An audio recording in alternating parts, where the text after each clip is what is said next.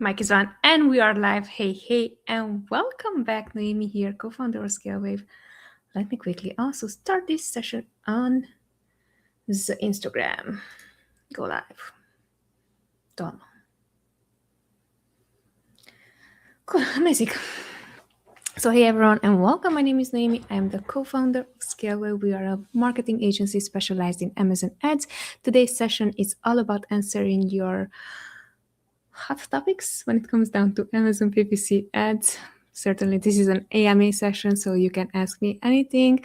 But basically, it's all about Amazon PPC. Those are the topics that we're going to prioritize, and all the upcoming questions that are going to be submitted either here via the post a comment section, either through sections that or through questions that already have been submitted. Just letting you know, we are right now streaming on 3 different platforms: LinkedIn, Instagram, and also YouTube. In case that I'm not getting to your question right away, feel free to ask again the question, especially if it's Amazon PPC or Amazon pay-per-click related. If you have any business question, how to hire, how to fire, how to create SOPs, how to ensure that your team is happy, how to make sure that you're not going to do all the mistakes that I did for the past 5 years, feel free to drop them below. I'm going to answer those as well, but I'm going to prioritize Amazon PPC related questions, especially beginner questions. Reasoning: 5 years ago when I started on Amazon, I was running my own brand on Amazon, or our own brand on Amazon, and learned tons of skills, Amazon ads being one of them. Right now, fast forward 5 years, we started an agency, and right now we're helping brands themselves launch successfully on Amazon and also grow market share. All right, that was as fast as I could go through this intro. Hope you're still with me and hope that you're also going to submit your questions. We're 2 minutes in. I'm going to wait 1 more minute until we officially kick off today's session. But basically, it was very good thing that we're thinking, right? So I was thinking of something really important. Usually when I'm coming across brands, I'm discussing with them, they're always having these are my top 10 competitors. I am going to fight against those competitors. Let me share some of my thoughts, because I was just thinking at this, and it's really, really important that you understand what is the difference between competitors and what is the difference between enemies. Example: you are selling in a brand, in a specific category, and you might have 10 products that are quite similar to your product. Maybe you are better positions when it comes to marketing, or you have a better strategies when it comes to advertising, or you simply just are a better business person and you are very good at operations, or you know how to hire better people. That can also become one of your competitive advantages. But let's say that you are against these 10 other competitors who are selling similar products to yours. Now, really important is to understand the difference between competitor and enemies. What I mean: I had the pleasure to also chat with lots of sellers selling on Amazon throughout the past 5 years. And what I noticed, there are these buckets of white hat, gray hat, and black hat tactics, aka on Amazon, right? So things that Amazon allows that are within TOS or terms of service, those will be considered all white hat tactics.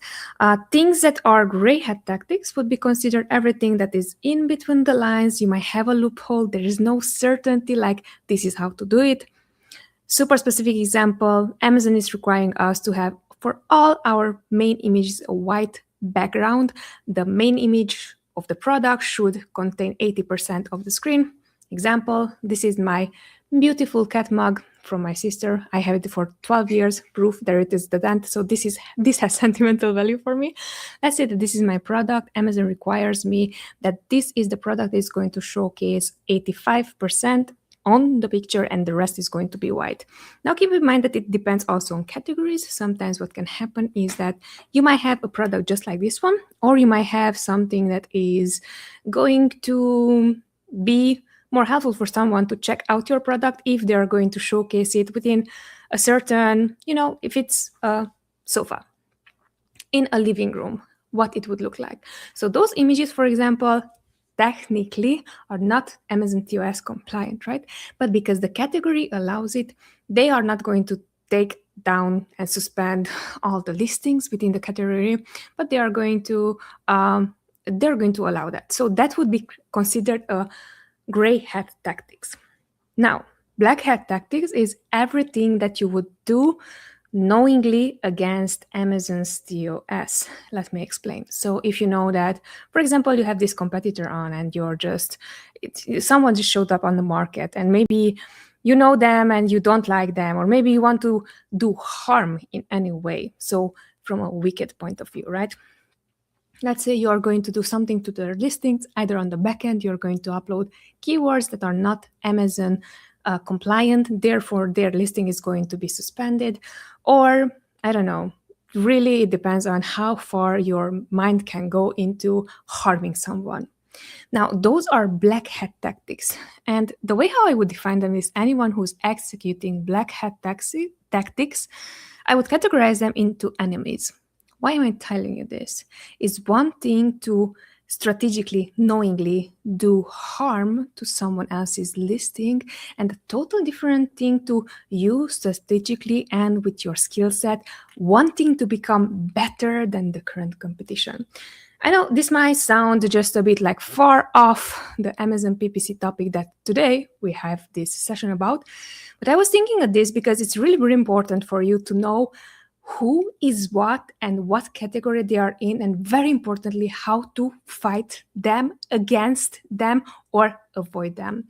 Why I'm saying that is because there is, competition is very, very healthy. Competition, if you're thinking this way, I have competitors. I am in the industry of marketing, and within my industry, I have tons of agencies or freelancers who are technically competing for my role as their Amazon PPC account manager of brand X, right? So I have direct competition. I don't have not direct competition. They are direct competition. They are competing, or we are competing, or they and us are competing against each other to get clients, to get brands on. And why I'm saying that is because what I noticed is that while competition is healthy, and this is from a business point of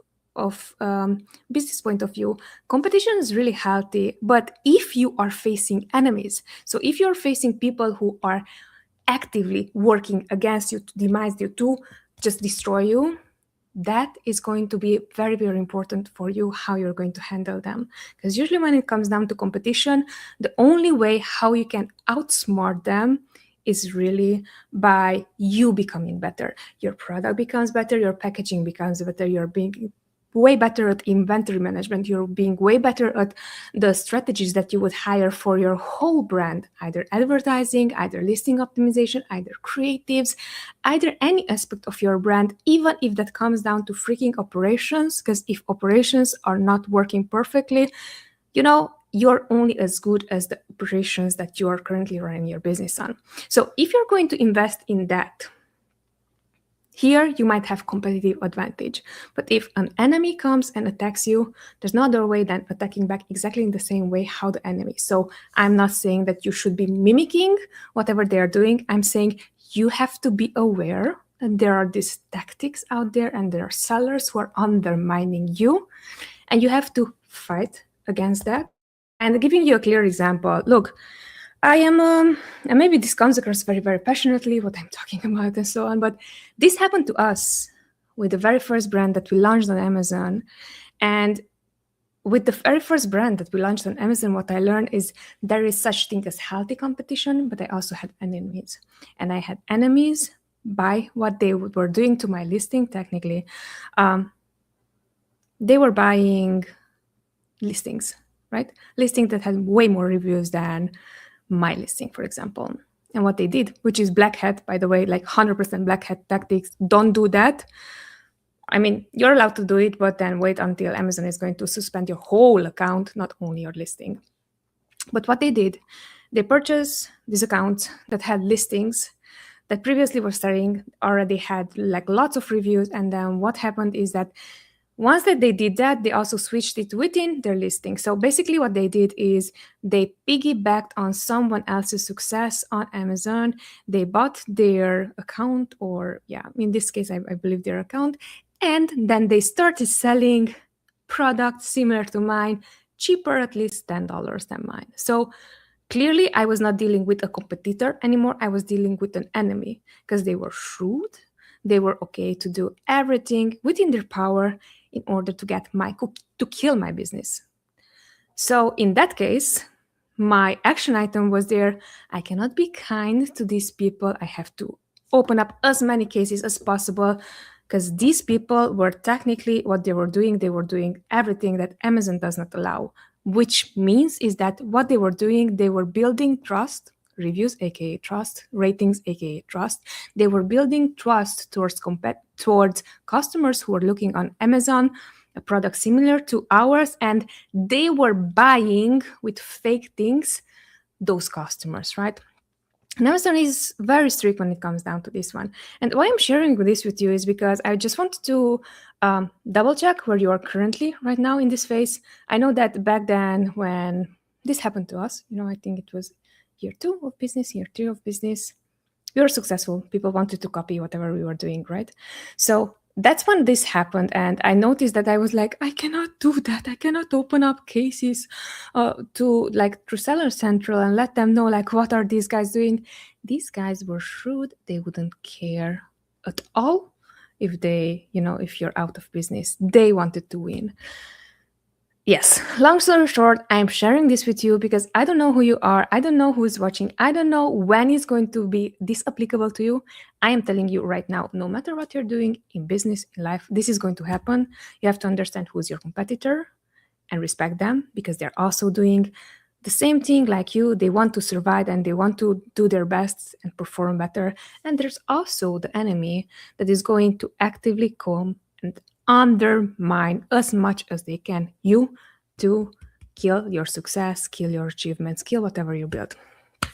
All right, let's get started. Thank you so much for watching so far. Hey, and welcome. My name is Noemi. I'm going to run this session for the next 1 hour. It is called our Ask Me Anything Amazon PPC session. Basically, you would be submitting all your Amazon related questions and I'm going to answer them all.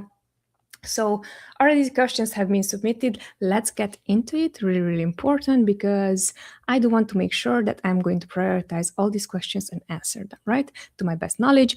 So you know that I have credibility and actually I know what I'm talking about. For the past 5 years, I've been running my own brand on Amazon. I've been spending on ads on my own brand, which means that it's painful when things are not working fine. And also for the past 2 years, almost 3 years now, we are helping a handful of more of the topper sellers or more of the top sellers selling on Amazon, and we're helping them with advertising. Under my belt, I have around 5 million in ad spend. So whenever I'm going to tell you something, it's not click here and do this. It's not the trick clickbait. It's like I paid actual money from my pocket and from my client's pocket in order for me to now share this info with you. Let's start it. So first question is, how do I keep auto campaigns low cost but effective? The way how you would keep auto campaigns low cost and effective is by understanding what auto campaigns are and where do they fit within the scale of strategy. We're not creating any campaign without knowing what is the strategy that they are within in scale with our agency, the way how we like to structure this, so it's clear both in mind strategically and also for the brand, so we can report to them towards accountability. We are going to understand what auto campaigns are. Auto campaigns are discovery campaigns. Discovery campaigns, their sole purpose, it is to get you cheap sales or relatively cheap sales compared to anything that would be exact match, right? So now that you understand that, and now that you understand in which category do they fit and what is the strategic purpose of it, the way how you would keep down low cost effective auto campaigns is by controlling them as much as you can. The way how you can control an auto campaigns is first off understanding the techniques, the structural buildup of an auto campaign. Each auto campaign to date, right now, what date is today? February 3rd, 2026. So to date, an auto campaign on Amazon, when you're going to create it in your sponsored product ads, it contains the following. It's the one auto campaign with 4 ad groups on. Those ad groups are always going to be on. And whenever you're going to create the campaign, the way for you to scale this and control it as much as possible is by allowing only one ad group to perform. So in this case, because there are 4 ad groups, so it's auto campaign that has 4 ad groups. It has close match, substitutes, complements, and then loose match. The way how you would create this in order to be as profitable as you can, as effective as you can, is by first off segmenting this. So it's going to be an auto campaign, but leave only the close match on, the rest all pause them. So that way you have only for the close match all triggers, it's coming through close match. You can do this for substitutes, for complements, and for loose match, and always keep just only one ad group active. That is the safest and best way for you to gather data. Now, this is helpful for you if you have a handful of products, maybe 10 products. What if you have a full catalog of 200 plus SKUs? In this case, how you could also set up auto campaigns is having a very, very low bid and creating these catch-all campaigns, which basically means that with a very, very low bid, you would add all the SKUs and see which one would perform better. Keep in mind, we are still talking about low cost and effective auto campaigns. In this scenario, you're not going to only be sure that you're going to have only the one ad group on, but also you're going to double and triple check on the product's performance. Each product that you added within that campaign, how does it perform?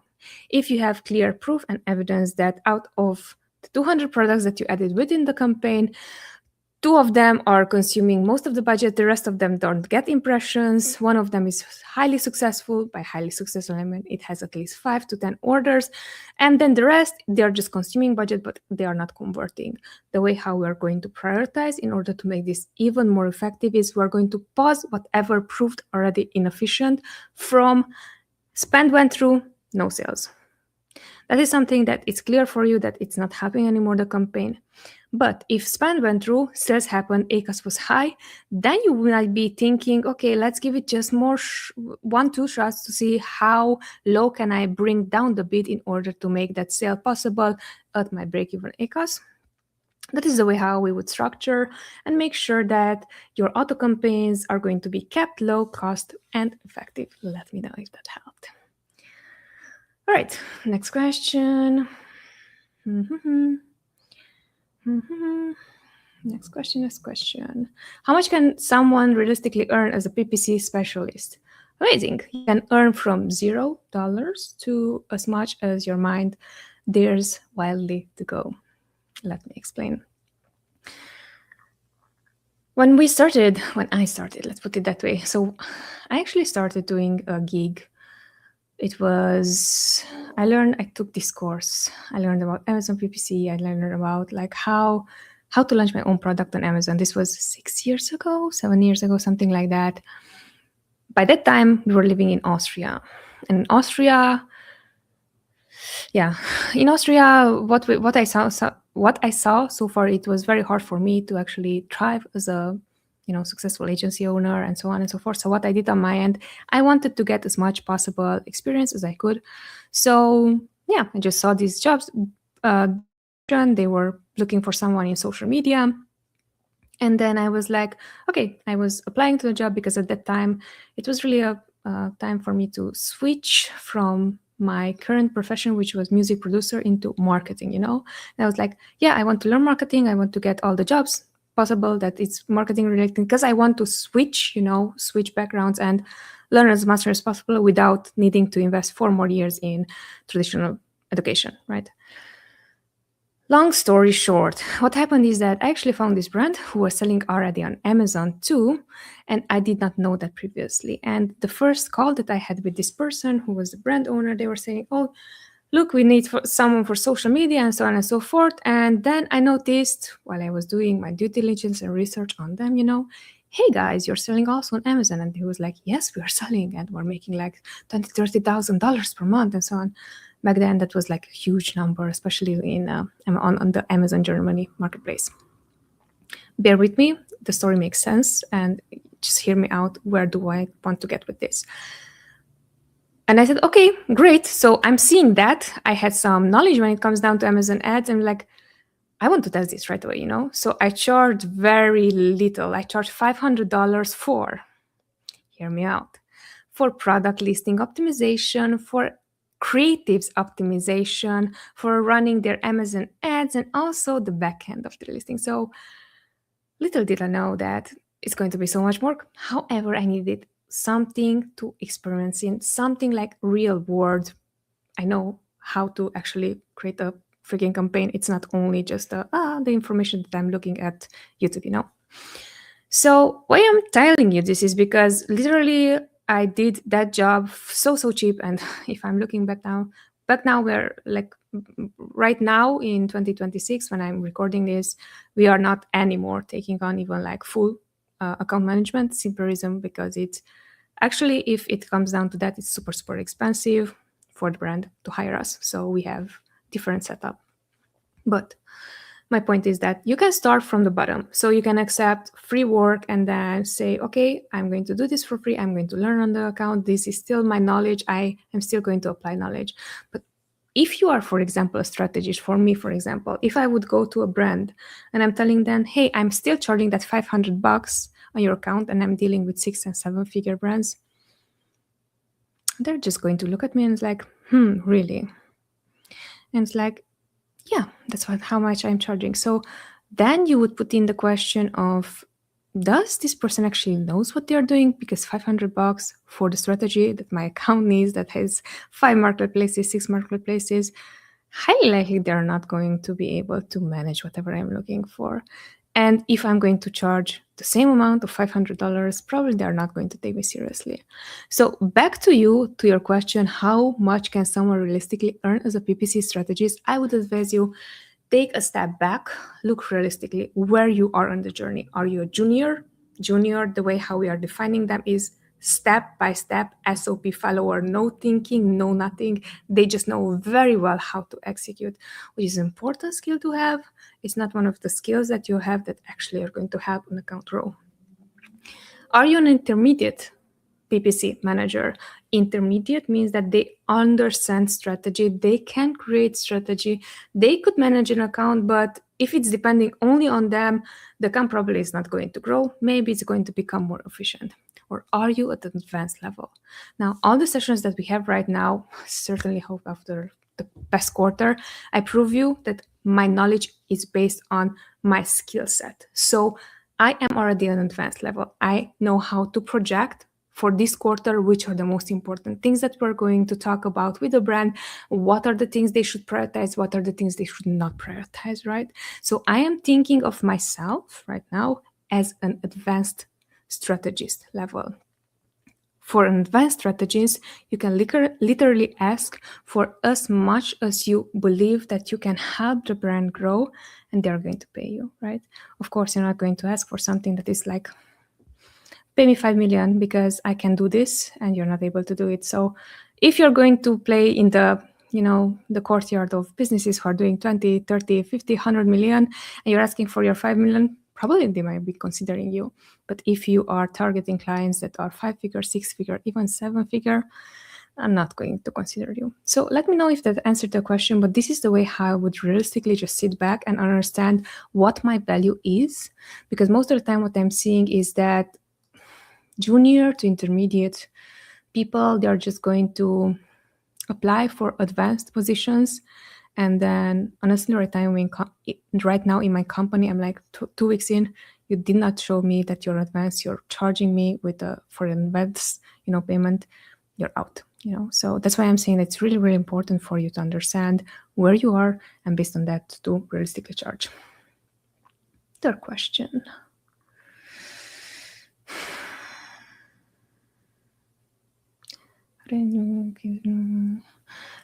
Question is, how do I identify keywords that drive high sales? How do I identify keywords that drive high sales?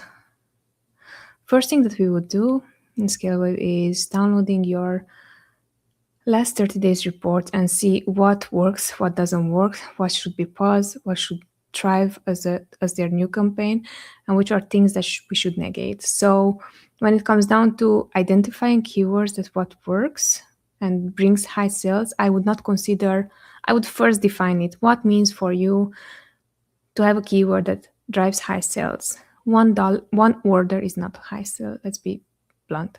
Yeah. So it has to be at least 5 to 10 orders per keyword for you to make sense and consider it that is a keyword that brings you high sales. Now, once that you downloaded the report, also my YouTube channel, check out the search term reports, pivot table, and so on that I'm offering for free as like free education. Check it out so you have a better understanding without us going through a 30 minutes full education session. Check that out, and that is going to help you understand better how you would be doing that. But basically what we're looking for is clear patterns that a keyword work well for you, and then we're trying to mimic whatever worked well for you by creating its own new campaign.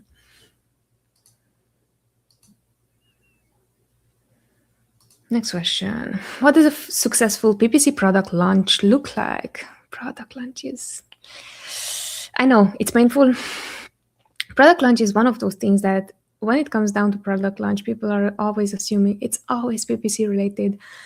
Let's step back and get some clarity. A successful PPC product launch looks like something like this. First off, you have inventory at least for 2 to 3 months to cover, because then you're setting up yourself for success. No matter how well your ads are going to perform, your bottleneck is inventory. So check mark, you already have inventory. I'm not even going to go through the product itself and then the listing. I'm assuming in this case that it's stellar. 99% of the brands that we're talking to, it's not the case. So again, look through that. Make sure that your listing is going to hit your ICP. Because if it's not hitting the ICP on the ad side, what we're doing, we're just bringing traffic, bringing eyeballs to your listing that is not for the ICP. Hence, we're just going to get you clicks that are not converting. So that is the second thing. The third thing, when it comes down to a successful PPC launch, I would say depending a lot on your budget, how much budget you can realistically allocate to it is going to define your success or not. Allow me to clarify. When you have a $5,000 budget per month, even if $5,000 might seem a lot, I know for sure that $3,000 for me 5 years ago when I started my brand and started advertising, like, oh my gosh, this is twice my rent. So if you have a 5,000 budget allocated to advertising, and if you're in the supplements niche, I would say rather don't advertise, So why I'm saying that is because one click can go up to from $5, $10, $20, $50 per click, which means that if you're going to have, even if you have 5 keywords that you're targeting, ad spend is just going to pile up. And what you're going to end up with, you're going to get a lot of information that is, it might not even be helpful because it's going to get you either false positives, either false negatives on what works and what does not. So it's really dependent on the category. But these are the 3 main pillars that I'm seeing that a successful PPC product launch would depend on. What it's going to look like, it really depends on the first 2 points. Mm-hmm. 30 minutes in. Okay, I went through 4 questions. I'm going to get this just a bit faster, okay?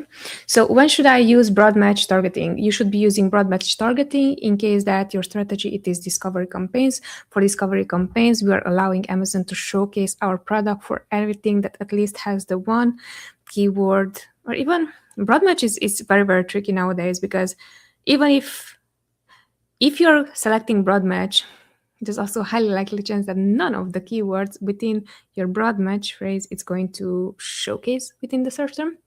So when should you use broad match? You should use only whenever you're creating discovery campaign and you are allocating as little as possible on each bid, and then see what is the conversion going to be for broad match. I would highly recommend you to have a strong negative keyword list in place. Otherwise, you're going to bleed lots of money. Next question. How can I reduce my PPC costs without losing sales?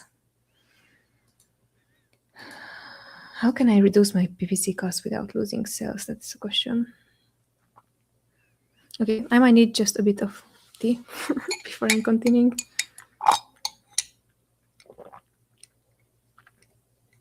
This is one of the questions that immediately I know how to answer, and it's like right now it's like blank. All right, stay with me. I'm going to answer. How can I reduce my PPC cost without losing sales? The easiest way for you to reduce your PPC cost while keeping the same amount of sales is by removing wasted ad spend.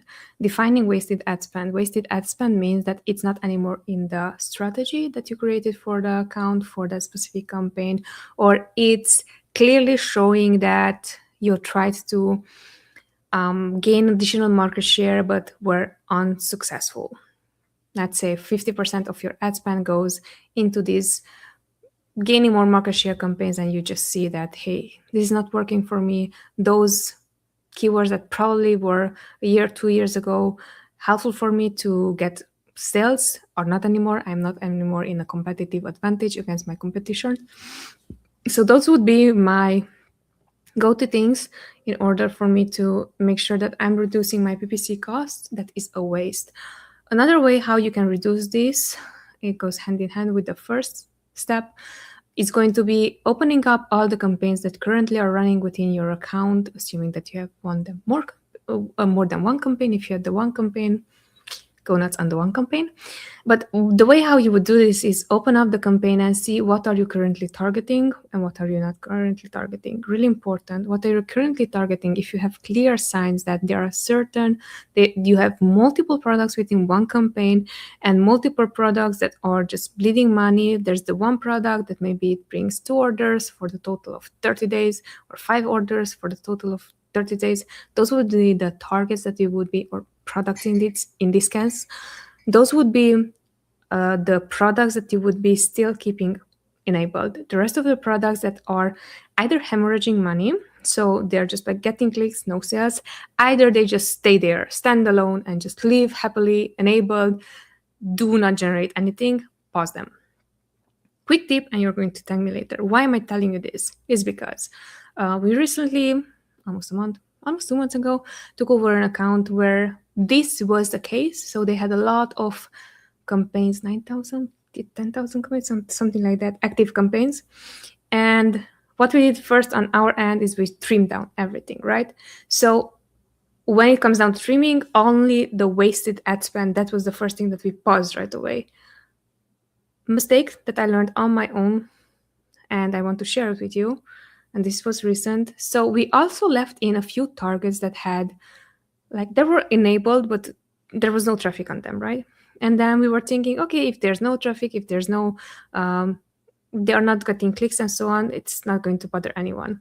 Wrong. It's not what happened. So what happened, and this is in 2-3 days period time, and keep in mind we are every day in that account. We're opening up everything and like checking everything, and still slipped through. What happened is that one of the product targets, were active. We paused everything that did consume from that campaign, and we left a handful of products that literally had no data. And we said, okay, let's give it a try and see how they are going to perform, if they're ever going to perform. It was so hard to find this product, and then the way how we actually found it is like, okay, we did not know what is going on. ACA still kept high, and we did not know what happened. One of the products picked up, I don't know how or so on, probably just because there was more, there was traffic and it was not competing against other terms or other products. That product took up a second in ad spend for that 2-3 days. And like, oh my God, how did we, or why did we even consider that this product should be still enabled? Keep in mind, this is my 5 years of experience. I did not know this just because it did not happen beforehand. It was not neglect. Everything was well prepared. And why I'm sharing this with you is because you on your end, even if you're very well prepared, what can happen is that there are unknowns that you don't have any control of, but your mission here is to learn and iterate as fast as you can. So on our end, right decision, wrong decision. It would have been a right decision what we just did. So we noticed in 2-3 days, this was the ad spend. We also notified the brand owner, and then we could provide accountability, transparency, letting them know, look what happened. It's realistically not neglect, but what happened is just a product picked up out of the blue. Now we know we have a strategy in place. This is never going to happen again. Or what you can do is like have the product on and just leave it on and just leave it on and just like let it consume budget. So this is why I'm saying that even after 5+ years, you can learn stuff, and humility is the main. Humility and teachability are the two main skills that you can have as an ad manager. That was a very long answer, but certainly hope that now you understand how should or why should broad match campaigns be structured and included and when. Cool. How do I use PPC to grow sales in the UK market? The same way how you would use it in any other market. Create the campaign, have the strategy behind, create the campaign, gather results, see how it works.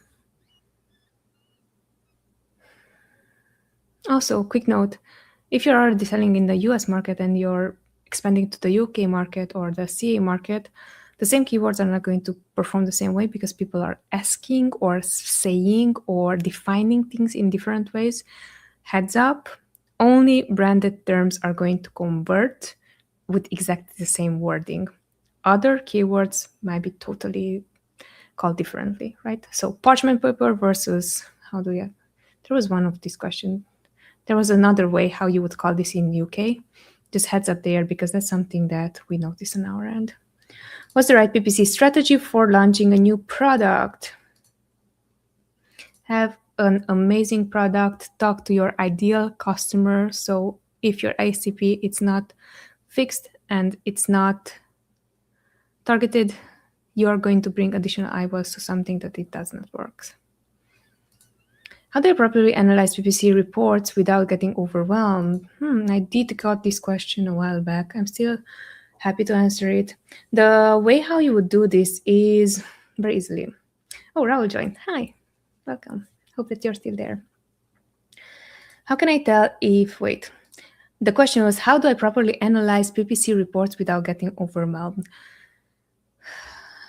Make sure that you're going to set up the proper background for yourself, not get overwhelmed. Meaning, if you don't have clear KPIs that you're following, you're going to follow all the KPIs. If you are following all the KPIs, there's a high likelihood that you're going to be overwhelmed. In our agency, the way how we're not even looking at anything else, right? When it comes down to ads, we're looking at the following factors. How much did we spend? How much sales did it made? How many orders did we got? And what was our ACOS? 4 freaking metrics. I'm not talking about CVR. I'm not talking about impressions. I'm not talking about clicks. I'm not talking about new to brand. I'm not talking about anything like that. Those are great, but those are sub filters of the main filters. If you don't have answer for these 4 questions, you're missing the whole point. It does not matter how smart you are. So the 4 points, answer, and then based on the ACOS, you will see, all right, is this within my current strategy? Because if the ACOS is 100% and your plan is to get as many sales as possible and then dial down from there, 100% ACOS, it's still a winner because it made that sale. Now you have data on what works, how it works, and how efficient things are, right? If that ACOS is under your break-even ACOS and here break-even ACOS, it might be your break-even ACOS is 20% and that you get sales 50% ACOS. That means that keep up the good work, keep that campaign running, allocate additional budget to it, allocate attention to it. But those would be the first things that I would look into. I would not even look into anything else just because, again, now I know better. I wish anything that I'm telling you, I wish that someone told me 5 years ago, so I don't have to learn from my own mistakes. How can I tell if my ads are truly working? I just answered literally 5 seconds ago to a very similar question. It's phrased differently, your question, but it's basically the same thing. How can you tell if your ads are truly working or not? Are you making sales? No. Are you getting eyeballs to your listings? That means your ads are properly set up and working. If you're not getting any impressions at all, probably you're bidding too low. So in that case, you would increase your bids and ensure that you freaking get clicks. If you're not getting clicks, there's no chance for you to get an order. Next question. Can I run PPC for an already established brand? Yeah, so the question is, can I run PPC for an already established brand? 100% you can. I'm not sure what would be, can you run, yeah. Yeah, so the question is, can you run ads for an already established brand? Yes, of course you can. The idea would be to, if it's an already established brand, probably you have brand recognition and probably you already have search volumes on Amazon. What I would be doing in this case, I would first start my brand defense strategies, simply because that if you are already well established, people are going to attack your listing. So, because you already have the eyeballs from external channels. In this case, you already have the search volume, so people actively are looking for your brand. And in that case, they would be advertising on your products and on your branded terms. This is, by the way, a strategy that we're applying a scale with. It's called Conquer.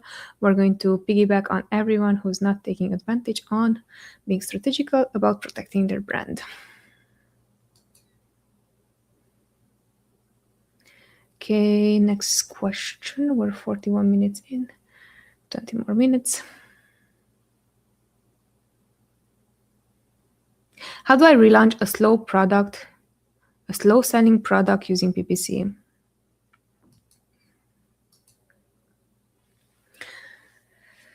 You would treat it as any other product. Let's zoom out just a bit for clarity, because I believe that, and especially because they're also beginners and like asking beginner questions, I believe that most of the time it's so hard for us to understand what a product relaunch is. It's not a big deal. What you're doing right now is you already have imagine you have a service or you have a business in place. Imagine you have a retail store in place and there are already some clients coming in, but what you would like to do is really get as much market share as you can and, to reposition yourself. And what you would be doing in that case, you would be running additional marketing. Now, what you can do besides running additional marketing is, let's say you are a minimalistic design store, but your actual, the layout of the store and like how you're presenting yourself, it's not coming across as you're really a minimalistic design store. It's coming across as if you're this old mom and pop shop who barely can afford to live and so on. It's like you can clearly see that they are struggling and you're this minimalistic. Now, whoever chooses minimalistic design, they already have one specific taste. Or Scandinavian design, they already have one specific taste. And that is not equal to cheap and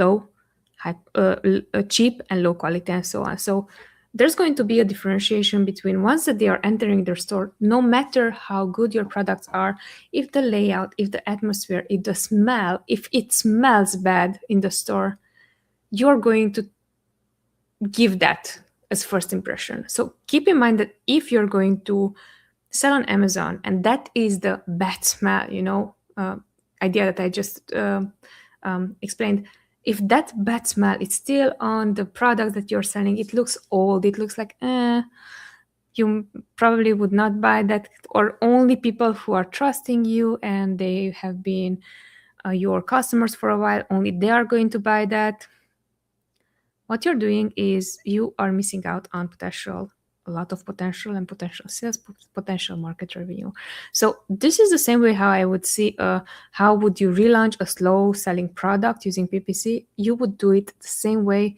You would look up, first off, you would improve your listing. Otherwise, with the same listing, you're just throwing more money into something that already you see that's not really working, right? So you would improve your listing. Once that you improve your listing, your product detail page and your A+ content, and also you would add videos to your listing itself. Now already looks better, right? So you're going to bring additional eyeballs to your listing, but that would be my go-to when it comes down to how would you do that. Let me know if that helped.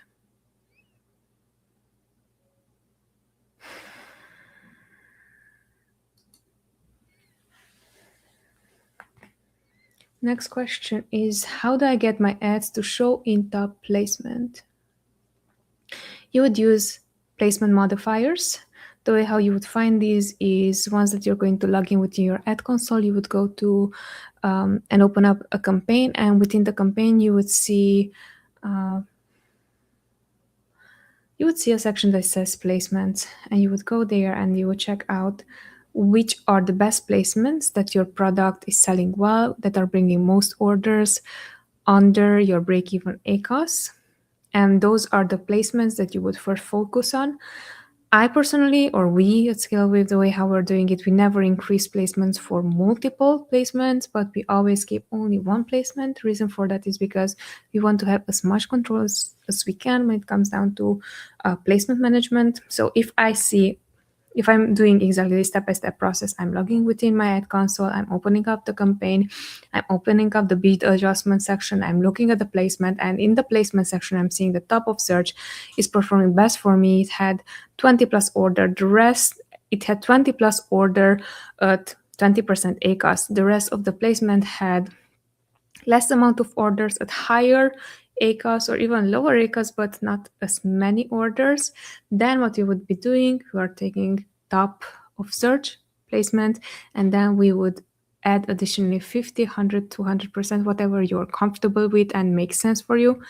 Let it run and do check in the next 2 to 3 days that actually that happened within your account. Why? It's because there's no guarantee that the moment that you're going to increase your placement modifiers on specific placement, you are actually going to get more eyeballs to that placement.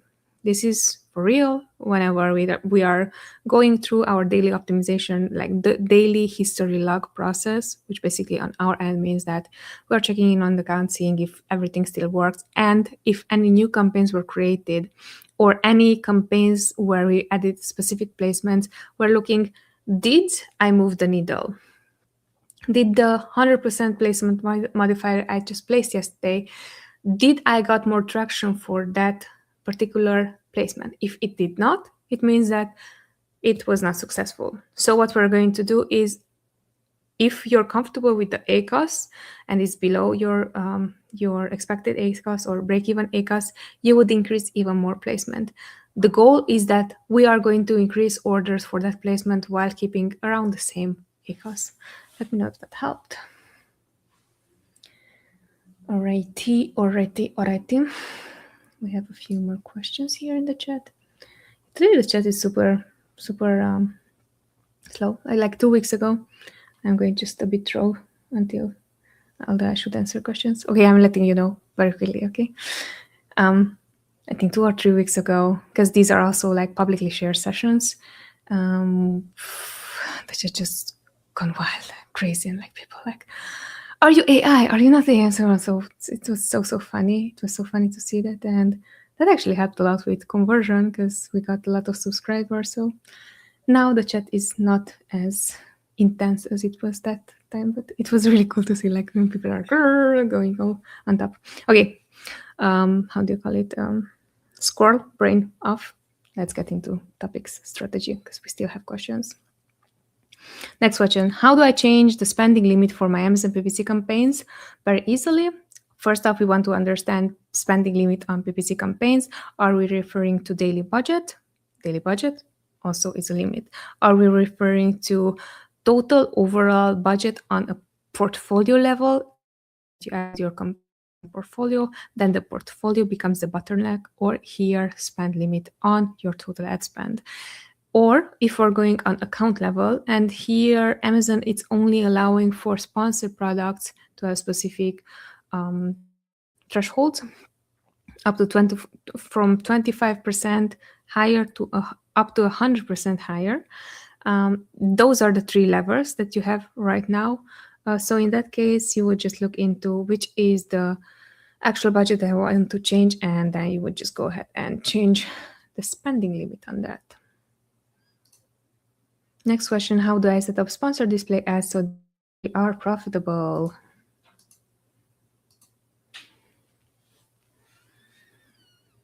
Sponsored display ads can be profitable, But I just want to make sure that you understand how those sponsored display ads work and what is their purpose within overall strategy. Because I don't want you to believe that sponsored display ads is something that you should be investing 80 to 9% of your ad budget, which is not the case. So technically, if we're zooming out for clarity, we're seeing that even if sponsored display ads are not profitable, they're going to seem profitable just because they are such a small portion of the account. So that would be a way how to control this, like, hey, I'm trying out sponsored display ads, see how it works. And then on an account level, compared to all the match types that I'm running within the campaign, those would still take the least amount of spend. Therefore, they are going to be or come across as actually profitable. Now, the specific ways how you could select only the one thing to control. So, for example, if you have set up a 7-day lookup window, have only that setting on, and don't mix them with a 30-day or a 60-day, or even don't mix them audiences that I advertised for and audiences that I not advertised for. Those would be the most technical ways how you could go about it and make sure that are going to become more profitable. But that's how we would do it. Next question, how can I use Amazon PPC together with Helium 10 to get more sales? Helium 10 is one of the software that we're also using in the agency, and Helium 10 basically is going to help you get a good track of what works for your competition and also get a better understanding on what works for your listings. The way how we would be using Helium 10 to understand, first off, we would be using it to understand our own listings, because sometimes what can happen is that for certain search terms, you might be making sales or search certain keywords that you're not actively tracking. You might be ranking organically high, therefore that's also going to affect your PPC sales. How we would strategize is we're looking how does this help. So we would run a cerebro on our own listing and see which are the keywords that right now I'm ranking highest on that I'm not advertising for, right? And those would be just good, take a note, because if you're within page 10, that means if you're within placement 10 on the first page, that means that you're already doing well. Now the question is going to be, if you're going to push with more advertising that placement, are you going to get additional organic sales or not? That would be the question. But first route we would take is we want to understand what is happening on our listings and that we're not piggybacking yet on, and we should. Once that we got answer to that, then we're moving to competitors and see how do they perform, which are the keywords that they are using, which are the keywords that we are not using that they are, where do they have competitive advantage. There's a ton of content on Helium 10. I'm not going to even go into it, but what is really important, what I'm noticing strategically, people are going to see it as look at competitors. No, look at what works or not for your current listing, piggyback on that, and once that you apply that, look at competitors. That's how we prioritize. Question is, how do I add negative and positive keywords properly in Amazon PPC? Not quite sure about positive keywords. There's no such thing. There are negative keywords. By positive keywords, what I assume you're talking about is search terms that previously converted well on Amazon, and you found them in your search term reports and you're thinking of adding them within new campaigns or current campaigns. Let me know if that is not the case. I'm still here, right? But that is the way how I would think about this. Now, the way how you could add negatives, you can add negative on a campaign level or ad group level. It's really up to you, your choice. Usually we have the one campaign, the one ad group, and then within that ad group we have keywords. For us, it's more effective if we're going to do everything on an ad group level, adding negatives to ad groups. You do you. If for you it's easier to add it on a campaign level, if you have multiple ad groups, do it that way. For us internally, it's making more sense to do it to add negatives on an ad group level, just because that's the system that we have right now in place. So it's nothing wrong about doing it one way or another. Your question about positive keywords, aka here I'm rephrasing it to search terms. The way how you would add that, normally what we are seeing on our end, we don't like to add these within the same campaign that they are already running in, because that way you're altering the performance of the campaign. Now, yes, if you're going to create a total brand new campaign and you're going to add that keyword within the campaign and then you're trying to mimic how it performed in the previous campaign, highly likely it's not going to perform the same way. But what you have now, it's control. So now instead of 10 keywords or 10 search terms that perform really well for you from that one keyword, you have way more control on where does your ad spend go. Let me know if that helped. Next question. 5 more minutes in. We have 4 questions. Can we answer to them? Let's see. When is the best time to increase or decrease bids in Amazon PPC? The best time to increase or decrease ads? No. The best time to increase or decrease bids in Amazon PPC is going to depend highly likely on seasonality, highly likely on what your product is, and highly likely on usually when would someone buy this product. If it's a seasonal product, probably no matter how high are you bidding, they're not going to be interested in buying the product. If it comes down to time of the day, when are they going to buy the product, think of it this way.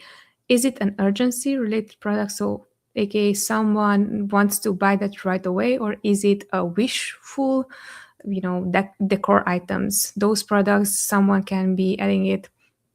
We're just going to move soon. So I'm looking at everything that is furniture and so on. I'm clicking within the ad because that's how I'm finding the product. So I'm clicking within the ad and then I'm saving it for later, and that way I can return to it. So technically, even if I convert as a customer, you would have a false positive just because I clicked today on it, but I'm going to buy it in 2 months. And I might be buying it at 9 o'clock p.m., but I clicked today at 2 o'clock p.m. on that. So that's why I'm saying it really depends on that. Let me know if that answers your question. 4 more minutes. Okay. Going to get good at this. I'm going to answer all the questions. Great. Cool. So the next question is, how do I see which keywords actually generate sales in my PPC campaigns? Go to your search term, go to measurements in your ad console, and then download your search term reports.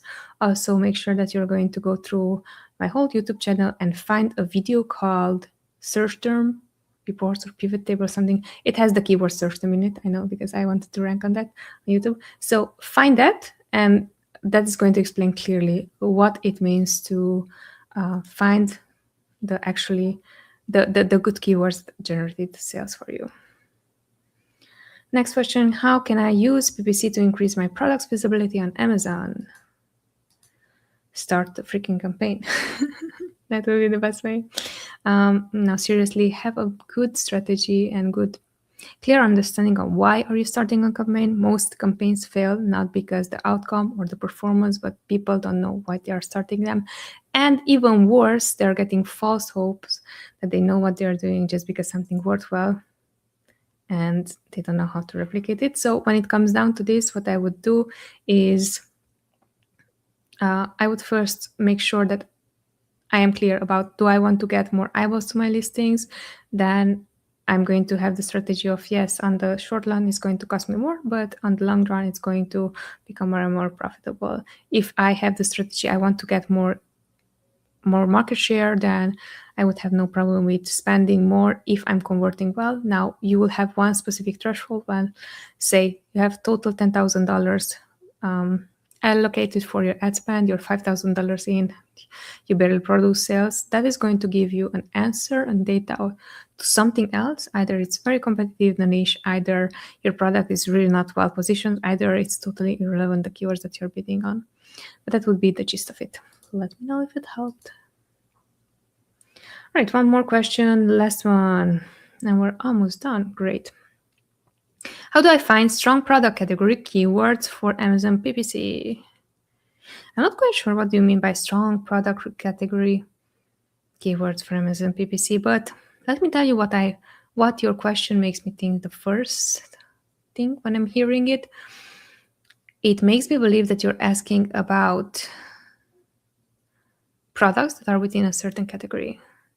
And if so, again, share more details in the chat. Wait. Instagram has disconnected stream, currently disconnected stream after 1 hour. Okay, good to know. So, too bad. Bye bye, Instagram people. It was nice to have you here. Okay, so back to the question again. I'm going to repeat it, and I'm just going to make sure that it's answered properly. How do I find strong product category keywords for Amazon PPC? That is the question. And the way how I'm seeing it right now, without clearly understanding what are you referring to, but believing that you're referring to this specific aspect, I'm going to answer. Feel free to write me in the chat if this is not the question.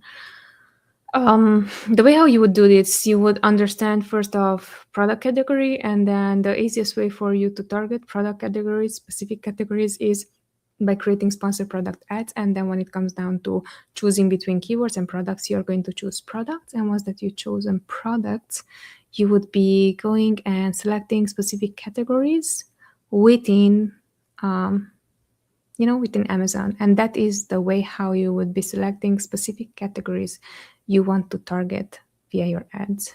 That's what I go to.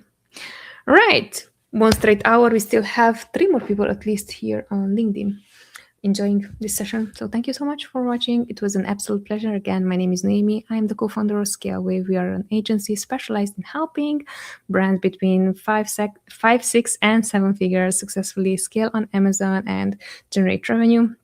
Now, if you're watching this and not sure what is going on with your ads, more than happy to offer you a free account audit when it comes down to that, what we're going to do on our end. So there's full transparency.